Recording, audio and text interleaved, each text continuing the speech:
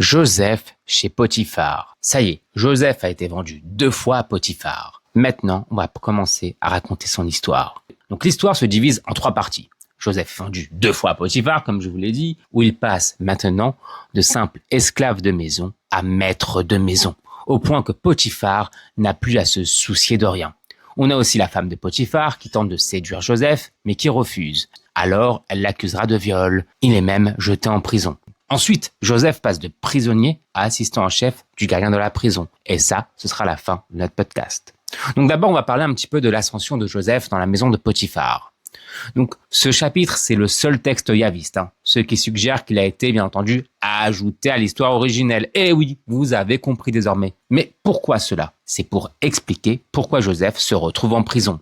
Le prénom Potiphar est d'ailleurs attesté. Magnifique, la Bible avait raison. Il est attesté 3 fois en Égypte. Oui, mais attention, à l'époque saïte, c'est-à-dire au IIIe siècle avant notre ère. Donc encore une fois, un indicateur d'un texte tardif. D'ailleurs, ce prénom est réutilisé dans le chapitre où Joseph se marie en désignant que Potiphar est son beau-père. Alors probablement un clin d'œil de l'auteur. Bien entendu, ce ne sont pas du tout les mêmes personnages. Le terme saris, qui est employé pour définir le statut de Potiphar, peut signifier eunuque, comme dans la Septante, ou officier du pharaon. Ce terme est également utilisé pour les chansons et les boulangers. L'auteur joue sur l'ambiguïté de ce mot pour expliquer pourquoi Madame Potiphar souhaite se dire Joseph. D'ailleurs, la castration est attestée à partir de la 25e dynastie en Égypte, donc 7e, 6e siècle avant notre ère. L'expression « dans la main » est clé dans ce texte. Ça indique quoi? Ça indique que Joseph possède une bénédiction. Joseph est si efficace que Potiphar ne s'occupe plus que de sa nourriture. Une expression euphémique pour désigner l'acte sexuel. La seule chose que Joseph ne peut gérer à la place de son maître. On retrouve aussi une syntaxe similaire dans Proverbe 30-20. La femme adultère mange, s'essuie la bouche et dit « je n'ai rien fait de mal ».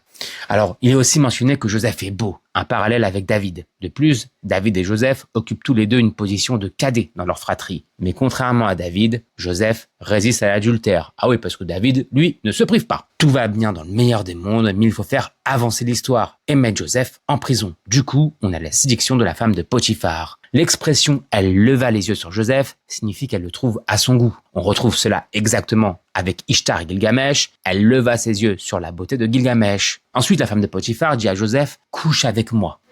On voit qu'ici c'est très explicite, contrairement au texte de Ruth, où on utilise une allégorie. « Étends tes ailes sur ta servante ». Bon, à la fin, c'est la même chose.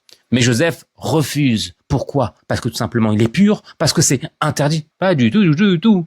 Joseph invoque sa hiérarchie. Il est le second après son maître. Ce refus est moins dû à sa chasteté qu'au contrat qui le lie à son maître. Joseph avance un argument théologique, le grand mal, utilisé par Abimelech et dans le conte des 2 frères. Le texte présente la femme comme une femme fatale et Joseph comme une victime. Joseph s'enfuit, mais la femme l'accuse d'avoir tenté de la violer. Avec un discours d'ailleurs très xénophobe, elle reproche à son mari le comportement de Joseph, ton esclave. Potiphar se met en colère.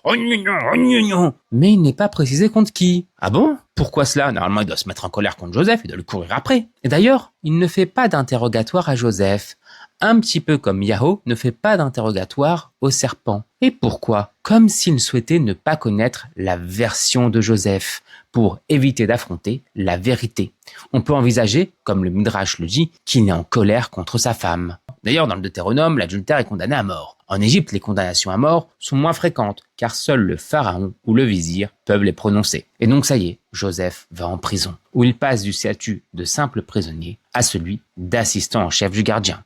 Donc l'histoire originelle devait commencer à partir de là. C'est inspiré notamment par le conte des 2 frères, un conte très populaire. Bon, on n'a retrouvé qu'un seul papyrus, mais à ce qui paraît était très populaire, où la femme du premier frère séduit le second qui refuse et est accusé de viol. Alors après, ça n'a aucun rapport. Il y a toute une autre histoire, toute une grande histoire, mais ça n'a aucun rapport. Bien entendu, ici, ce n'est pas de dire que on a pris le conte des 2 frères et on a fait un copier-coller, mais qu'il y a eu une inspiration pour boucher les trous ou pour étoffer l'histoire.